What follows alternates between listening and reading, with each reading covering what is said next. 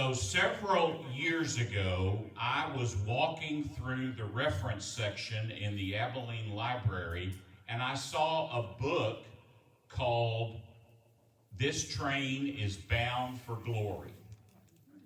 Well, that's just right up my alley because, my mama said that I could say choo-choo before I could say mama. And I think she held it against me for the rest of her life. But so the other calling in my life is for ministry. So seeing those two topics combined in one book, that really captured my interest. And so I began doing a little investigating. Railroad chapel cars, the history goes back, it began in the 1840s up through the 1880s. Frontier towns, and especially railroad towns, mining and logging camps and so forth, they gradually grew in their population west of the Mississippi, but quite often along the frontier especially, they had no schools, they had no libraries, they had no churches, and the loggers, miners, railroad men, and others, they often had nowhere to go other than the saloons, the tent saloons, the brothels that sprang up. And quite frequently, the nickname of one of these railroad towns was called Hell on Wheels, because they would come in and they had all kinds of diversions and distractions for the men, but none of them would contribute to character or civilization. And so the railroads began looking for ways of providing a civilizing influence for the men, churches, libraries, schools, and so forth. And this especially increased as the railroad men began bringing their wives and children to the settlement camps from where the wives maybe had been living back east. So while this is going on in the 1880s and the 1890s, several visionary men from different denominations began having a similar idea.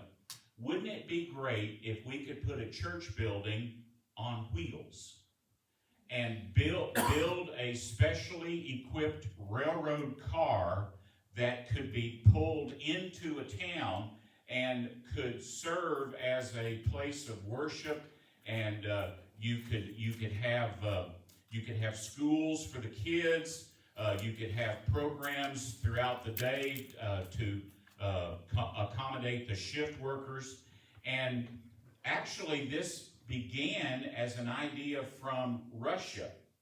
Around 1880, the Russian Orthodox Church began using a chapel car as they built the Trans-Siberian Railway. And they had several of these chapel cars, and we'll hear a little bit more about that later, but this picture was made somewhere in Russia and around 1898, and you see they had a big crowd there for the service that day. So there was a missionary with the American Baptist Publication Society. His name was Uncle Boston Smith, and he was assigned to the frontier territory of Minnesota. Now, the American Baptist, that's a different group from the Southern Baptist, okay? So if we've got any Southern Baptists here, which is a pretty safe bet in Stamford, America, but the American Baptist was a different denomination from the Southern Baptist.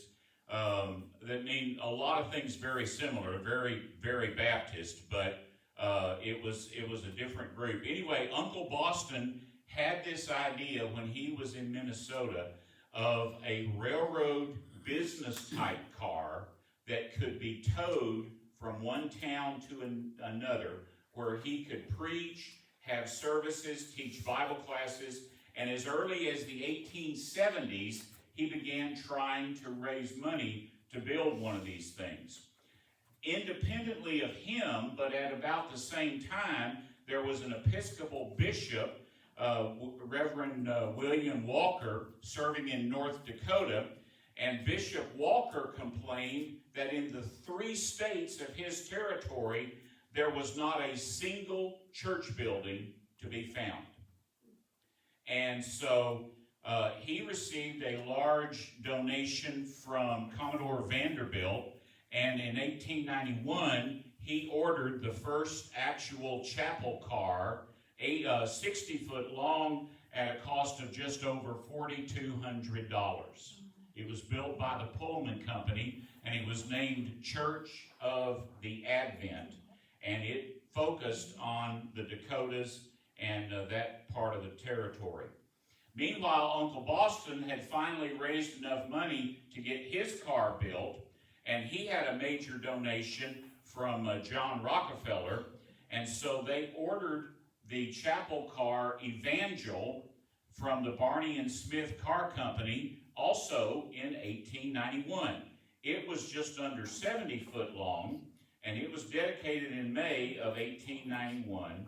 And in talking with officials of the Northern Pacific Railroad, they agreed to carry the chapel car and Mr. Smith and one other person anywhere along their lines that Mr. Smith wanted to go, to park it for as long as he wanted to park it, to move it when he wanted to move it, and to just basically give him complete access to the locomotives and property of the Northern Pacific Railroad. This was that car, the Evangel, and that's that's Boston Smith there, standing at the far right of that group with the beard.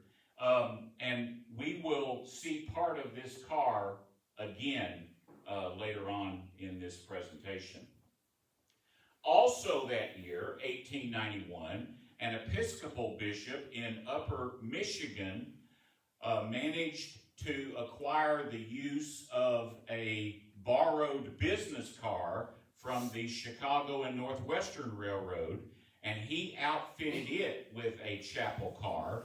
And one or more of these cars from the Chicago and Northwestern was in use up until 1905 at the logging camps there in northern Michigan, which were pretty rough places if you know anything about that history. Here's one of those business cars outfitted as a chapel car. So most railroads granted chapel cars free passage and parking on their lines up through about 1915. The practice was discontinued during World War I. And the reason for that was, if you know about railroad history, during World War I, the federal government was so worried about competition and bad hostility among the different railroads that the federal government just took over all the railroads in the country. They nationalized it. They formed something called the U.S. Railway Administration, and the USRA decided that chapel cars were private cars. They were not public necessity, and therefore they outlawed the free towing of these cars back and forth. And also the cars were mostly made out of wood, and by this time iron and steel were the preferred materials for building these cars because they were much safer. And so the wooden construction and the ban by the USRA ultimately led to the decline of the chapel cars. That plus the fact that the frontier, obviously by the 19-teens and 1920s, the frontier is shrinking, and there aren't that many places left that still needed the civilizing influence of churches and schools and so forth. But altogether, between 1890 and 1940, there were 13 chapel cars representing 3 different denominations serving in the United States. The first was the Episcopal car, Church of the Advent, and then Evangel, which served up through 1924.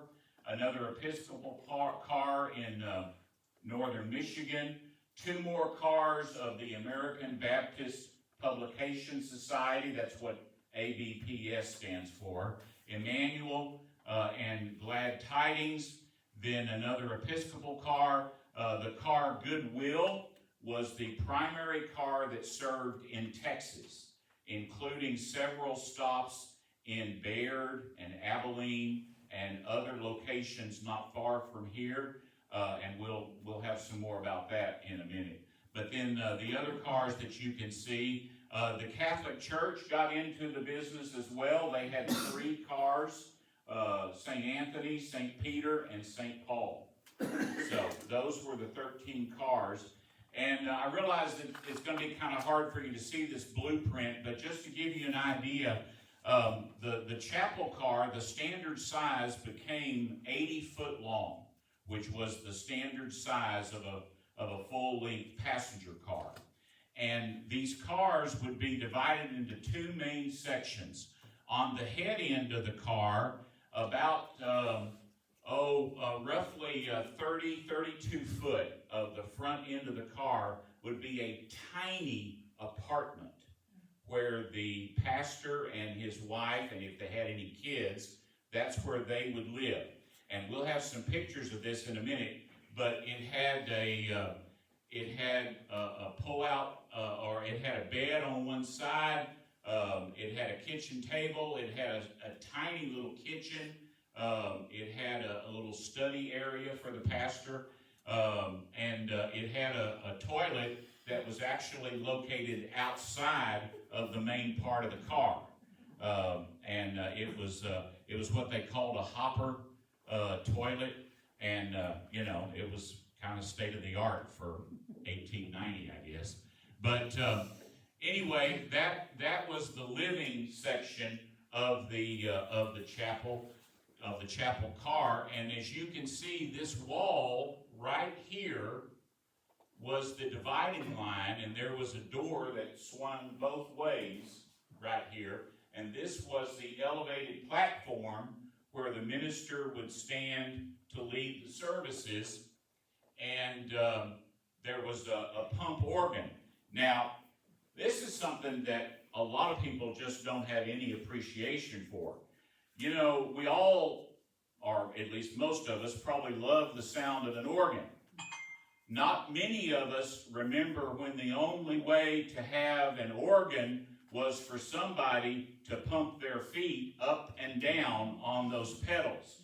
We've probably all seen the old Singer sewing machine pedal. Well, you know, the difference there is that the Singer pedal, you use both feet, together. It was just one big pedal.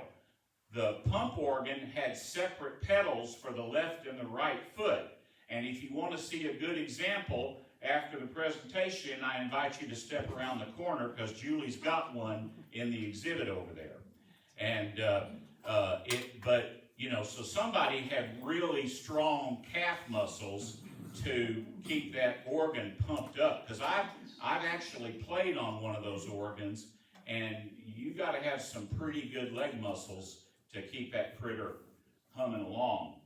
But then on the chapel side, which took up roughly 2/3 of the car, on the chapel side, you had an aisle down the middle, and on one side you had pews that would sit 3 people, and on the other side you had pews that would sit 2 people. And so they had kind of an off-centered aisle going up the middle, and this was kind of a standardized form. And as you can see here, this is the car Goodwill. This is the one that was in Texas for most of its career. And it had a little sign back here on one of the panels that says, "Go ye into all the world and preach the gospel to every creature." So it had a copy of the Great Commission. That was not the only advertising that they would do. This was, I'm not sure which car. Oh, this was also the Goodwill car. Here they had a temporary banner on the side labeling it as chapel car, and then under that it says, "Meeting here, 7:30 tonight, good music, good speaking, come." So that was fairly common. Here's another picture of the Goodwill, and you can see the toilet here on the end of the platform, on the head end of the car, with the Reverend and his wife standing there. This is the car Messenger of Peace in Arizona, and this is kind of interesting. I'm not sure if those are cattle cars, if they're stock cars, which is kind of what they look like to me. I can't believe that would have been a very pleasant aroma for the minister and his wife to have been traveling behind, but you can't be too picky. Then on the inside of the car, here's some pictures from one of these cars. This was from the chapel car Emmanuel. It had a brass lectern. I mean, this lectern here is very nice, very functional, but it ain't made out of solid brass. And so it probably weighed somewhere above 6 tons. But then this was the door to the private quarters between the chapel and the apartment, and this was given in memory of a Reverend E.G. Wheeler, who had been killed in a derailment of one of the cars. But this is showing you the interior. You can see here the organ, the door leading to the apartment, the 3-person side over here, the 2-person side over here, and then notice above the wall, the stained glass says, "God is love." Here's another sketch of that same window, enlarged a little bit to show it better. Here's a good picture of the organ. You can clearly see the 2 foot pedals there. This was from the apartment area, showing the minister's study and a corner of the kitchen table there, part of his library. There's the bed, and I don't know if you are close enough to see, but you can see the stained glass window up there, and you can read backwards, "God is love." And then part of the tiny little closet-sized kitchen that was on that car. Here's another picture. This one is flipped with the wider pews on the, what would that be, on the port side of the car. But, the platform up there at the front. Here's the St. Paul with Father McGinnis, just inviting people, just come and see. You don't have to stay for anything, just come and look, And then if you got St. Paul, you got to have St. Peter. So here's St. Peter, and this particular one, this picture was made in North Carolina at some point. And then here's some pictures of the cars in service. If you look at the details in this picture, these are obviously all working men. And they are obviously on a lunch break, and they've cleaned up as best they can. But they are all in their work clothes and heavy denim overalls and so forth. And one guy up here in a suit that I'm going to go out on a limb and guess is probably the pastor. And something else that you can notice, if you're a railroad fan, you might notice the clerestory roof up there at the top. So the cars were made so that the only place you could walk from one end to the other without bumping your head was in the middle of the aisle, because the sides were lower, because most people were sitting over there. They didn't need as much headroom. But they would have windows all along the way there to allow more natural light in, so that during the daytime at least you could have better visibility. Here's a group of kids outside the chapel car Emmanuel. This picture was made about 1900, and they're having a big Sunday school get together, and I love the hats that all the ladies are obviously wearing in that picture. Here's a worship service aboard the Goodwill. Here's another Sunday school with the kids just crammed in there. This was on board the chapel car Evangel in Wisconsin. Here's the Glad Tidings car, and if you look real close, you can see garland and a small Christmas tree and a star hanging up there over the pulpit. Christmas.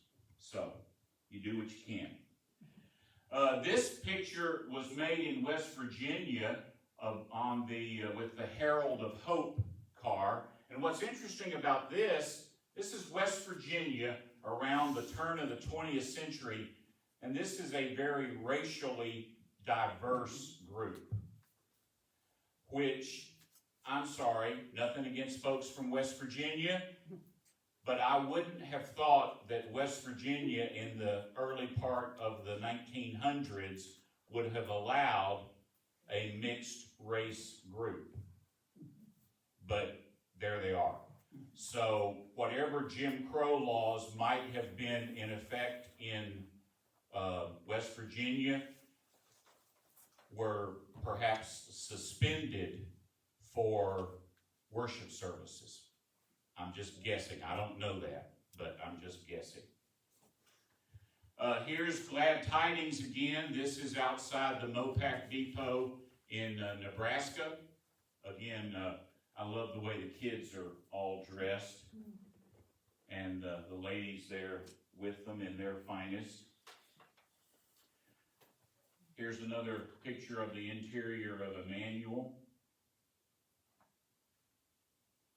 The Glad Tidings, this was from California, and obviously that's way more kids than you could ever get inside the car at one time. So they were there.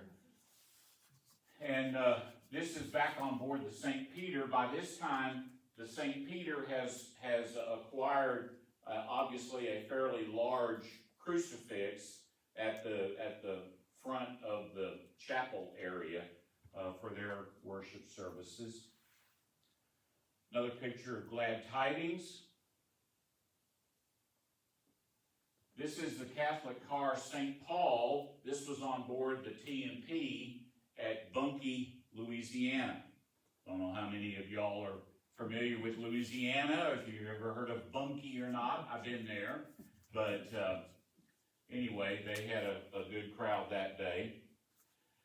Now, the chapel car Goodwill, which we mentioned served in Texas quite a bit, it was in Galveston in August and September of 1900. Galveston is a lovely place. It may be one of my favorite places in Texas. But you didn't want to be there in September of 1900 because the largest, most destructive of human life natural disaster to ever hit the United States was the Galveston hurricane of September 1900. Somewhere between 4,000 and 8,000 people died. We will never know the exact number because so many bodies were simply washed out to sea. So the Goodwill was in Galveston when the hurricane hit. It was knocked on its side. It was not seriously damaged. Repairs, it was towed to the T&P shops in Marshall, and it was repaired the following year. Here, I love this picture. There's a great story we don't have time to get into, but there's a great story about the shopmen at the T&P shops in Marshall basically adopting this as their car, thank you very much, and they raised a lot of the money out of their own pockets to pay for the repairs. I mean, the T&P was willing to tow it and let the work go on there, but, you know, Mr. Lancaster wasn't going to pay for the materials. But the men in the shop raised the money themselves to rebuild the Goodwill. I just love that story. One of the longest serving pastors on board the Goodwill was Reverend Townsend and his wife Holly. They spent several occurrences in and around Abilene and this part of West Texas. Here are some clippings from the Abilene Reporter. That was, at the time, the Abilene Reporter was a once-a-week newspaper. I can relate. Came out once a week, ready or not. And so this was late October 1897, and right here it says, the tent meetings are increasing in interest and attendance. Those who do not hear Mr. Townsend are missing a rare treat. His sermons are winning golden opinions from all. Hear him. So this fellow right here is Reverend Townsend, and he got glowing reviews in the Abilene paper. And then the other story over here is also from that same edition of the paper. I had lots of fun digging through the microfilm at the Abilene Library. But this other story is about the ongoing chapel car meetings. Obviously, there was already a church, a Baptist church in Abilene at the time, but they used the chapel car as a good revival experience, and they would bring people in and work with the local pastor. And so then a week later in the Abilene Reporter, there was another story that they were wrapping up the revival meeting, which had apparently been going on for several weeks. Says, with the services last night, the meeting, which has been in progress for some time at the Baptist church, closed. The house was crowded in every corner, and some sat on the floor, while a large number stood, and a still larger number failed to obtain entrance and returned home. The meeting has been one of the best conducted ever in Abilene, and all denominations have worked for it to its success. And then about a month later, in the Baird News section of the Abilene paper, Reverend Townsend, the Baptist evangelist with his chapel car, remained at Baird for almost 10 days, holding meetings, closing last night, and going west Monday evening. He made strong impressions and is an excellent preacher. So, as we said initially, there were 13 of these chapel cars that were built between 1891 and about 1915 or so. What happened to them? Well, good question. The chapel car Goodwill, the same one that went through the Galveston hurricane and served all across Texas, including Abilene and Baird, the last I have ever been able to document a chapel car Goodwill was someplace called Boise Hot Springs, California. This picture I stole off the internet. It was made in 1998. And according to the article that I read there, it has been used as a storage shed and is in need of restoration. Different groups talked about trying to raise money to rebuild it or to preserve it, and then nothing, just a giant sucking sound. There was nothing else that happened. But I did find this nice picture showing the turquoise and gold leaf trim on the interior of the Goodwill. They were beautifully detailed and equipped. The car Messenger of Peace ended up in the Pacific Northwest. It was used for a while as a diner out by the side of the road, and also transported and turned into a seaside cottage. That car did make its way into the Northwest Railway Museum, which is in a suburb of Seattle in far northwestern Washington State. It has undergone a complete restoration and is very beautifully detailed where you can see what it would have been like. The chapel car Grace is now at a campground in upstate Wisconsin, and it's undercover, and it's used as part of the camp facilities there at that family campground. Here's a picture. Judging by the way these folks are dressed, I would guess this is probably from the 1940s, maybe the early 50s. But you can see the guy sitting up there. I'm not sure if that's still a pump organ or if they have maybe changed it out to a piano by this time. But you can see this guy sitting right up here playing whatever instrument that is as the pastor or song leader does his thing. Here's another picture of the Grace along with the historical marker that is right next to it. This picture was made a little earlier than the previous one because this one is not undercover here. Where is the Grace located at this point?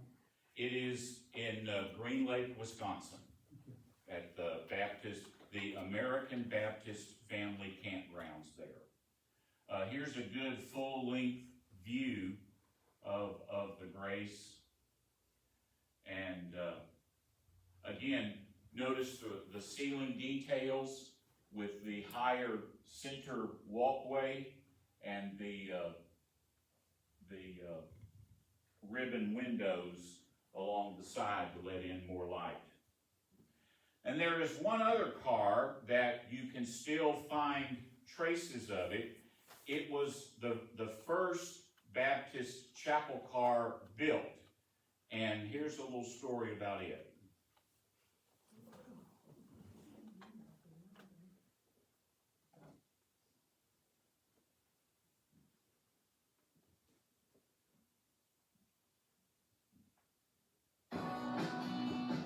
The Chapel Car Bible Church on 12th Street in Rollins holds within its walls the very chapel car that carried God's Word to the West. In the late 1800s, with the rise of so-called Hell on Wheels towns and the rise of mining operations in the West, pastors saw the need for churches to become mobile. The problem that pastors were seeing were the huge western expanses and getting to their multiple congregations. Itinerant pastors, as they were called, faced many challenges evangelizing the West. For instance, in 1838, there were only 6 Methodist circuit pastors in the whole Republic of Texas. Many Western pastors covered thousands of miles on horseback in their careers preaching sermons. Not only would they face weather, but hostile natives and wildlife. The rapid spread of the railroad helped in getting pastors off the horse and into towns quicker and safer. One of the pioneers of these mobile churches was William David Walker of North Dakota, who was the Episcopal bishop. He had seen chapel cars throughout Siberia that operated on the Trans-Siberian Railway.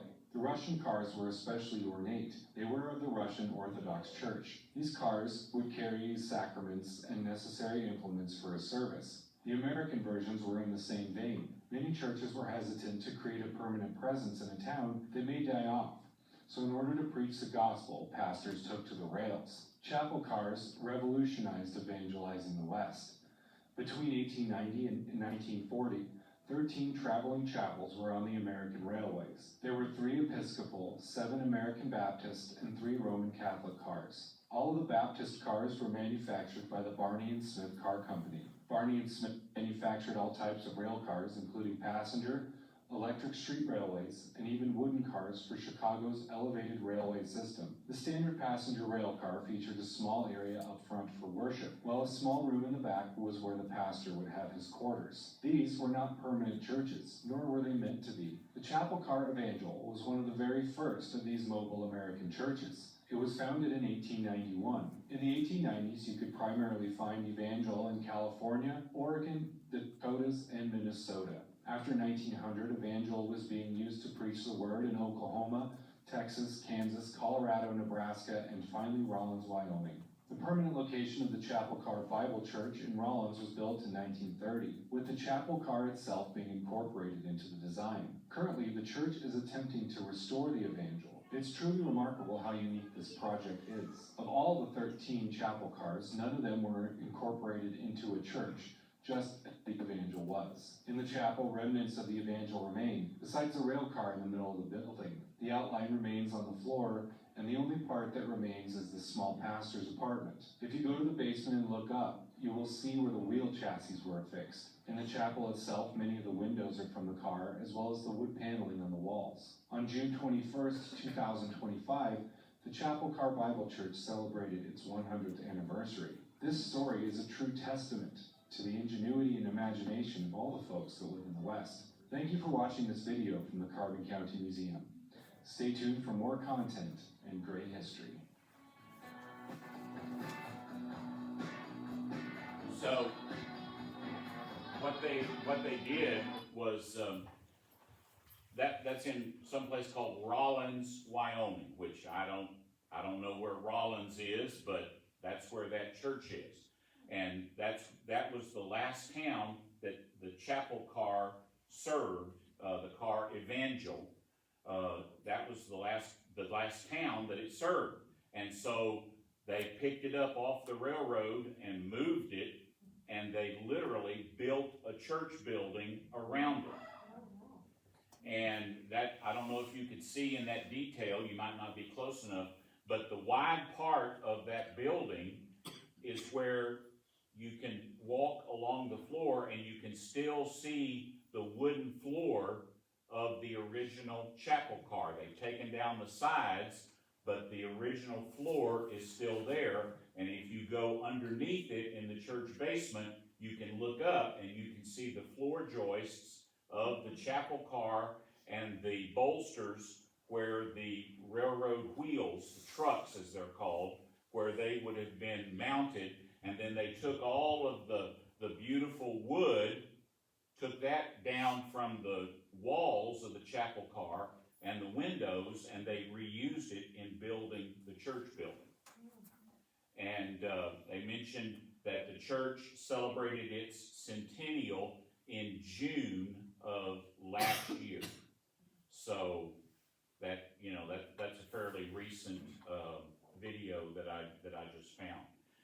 So one of the things that's worth thinking about is, and I guess if I'm going to hold this thing, I would use it.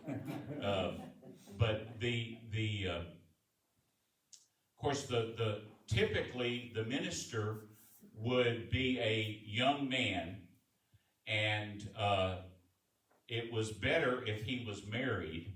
And what they really preferred was that his wife, number one, be able to play the organ, and number two, that she be available to help organize kids' classes and Sunday schools for the community's children. And they would sometimes have those at the chapel car, sometimes they would have them at other locations nearby.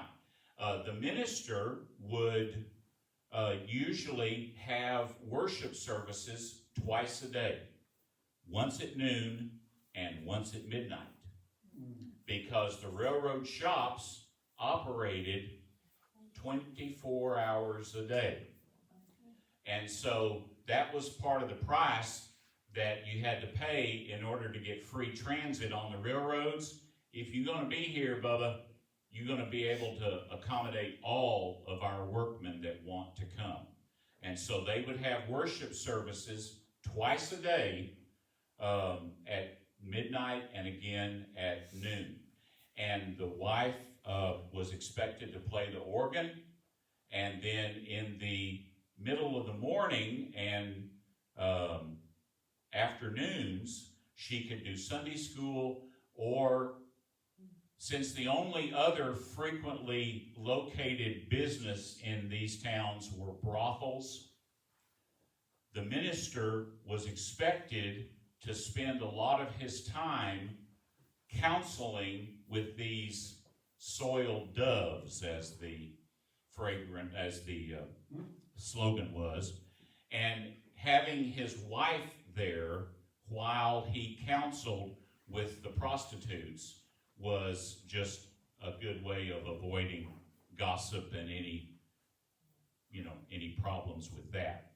So, and as we said, that sometimes there would be ministers who would have already raised their families, and they would go into one of these chaplaincies, kind of late in his career. But that's a young man's game. I've been involved in church planting, and that really is a young man's game. You got to be, you got to have a lot of energy to be able to do that.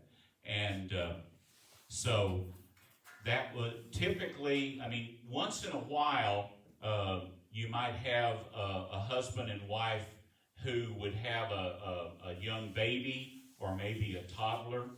But you got to understand, these cars were not air conditioned. And they might have an appliance known as a Baker heater, which would get up to about 600 degrees if you were within 18 inches of it. But if you're on the other side of the room, it's not doing you any good. And if you've been in Minnesota or North Dakota in the wintertime, that's not especially hospitable. Or if you've been in Texas pre-air conditioning in the summertime. So these cars would be hot as ovens in the summer, and they would be freezing cold in the winters. But that was the calling. That was the deal. You preach, you teach, you lead singing, you have Sunday school classes, you provide counseling, and you do it, they furnish you a room, but it's not necessarily very hospitable, right? And so that was part of the ministry of Chapel Cars. So just a couple of other things before we wrap up. If you are a model railroad fan, and I know Dan here is the president of the Abilene Model Railroad Club, and I'm a member of that group too, there is a very detailed wooden kit of chapel cars that you can buy. This kit was out of production for a long time, but I checked the website yesterday, and it is again available for sale. It comes without couplers or the wheels, and it comes with decals so that you can make it any of the Baptist cars that you want. There's no interior provided, but it's made by LaBelle Models of Cheyenne, Wyoming, and the kit, I think the kit costs around $60 for the, for all the wooden parts and so forth.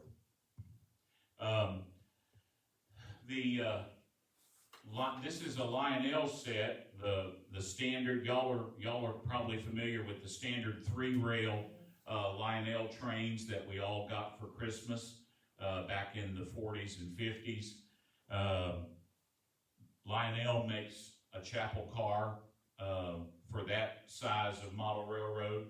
And then if you have a garden scale railroad, which uses track about that wide and is actually made to run outside in your garden, Bachman makes the chapel car Messenger of Peace. So some resources if you are interested. This is the book that started it all for me learning about chapel cars. This Train is Bound for Glory. And it's long since out of print, but you can find copies of it on eBay or on Amazon if you're interested.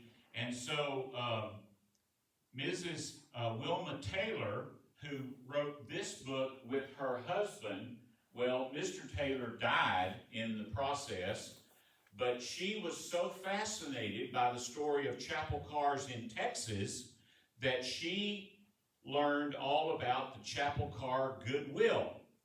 and she wrote this book on the history of the Goodwill, and that chapel car, and then some other resources. If you're familiar with Trains Magazine, they did a story in when was this? 1992. Trains Magazine has this story called Chapels on Steel Wheels.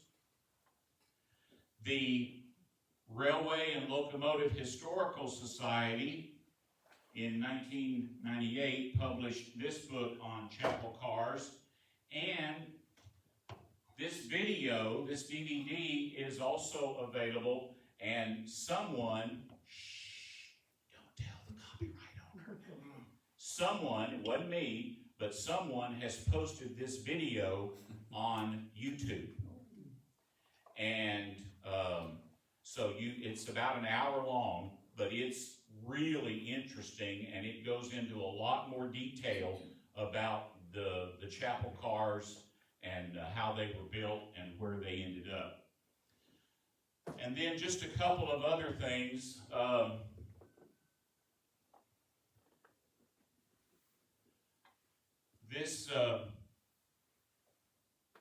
This privately published book called A Church on Wheels, 10 Years in a Chapel Car. This was written by one of the chaplains who actually served for 10 years on a chapel car. And it's a really interesting first-person account of his work. I found a copy of this as a PDF somewhere online. I don't remember where, but if you're interested, you can find it. And then remember how we said that every once in a while one of the chaplains and his wife would have a child who would be on the chapel car with them? This book was written by a young girl who grew up with her parents on a chapel car. And it's called Herald of Hope. And then, if that don't beat the devil, I love that title. This gives the story particularly of Uncle Boston Smith and the Baptist chapel cars and how they were developed and so forth. So, no, I don't have copies of any of those to sell. And I'm real particular about loaning stuff out. I'll help you find a copy, but that's about as far as that goes, okay?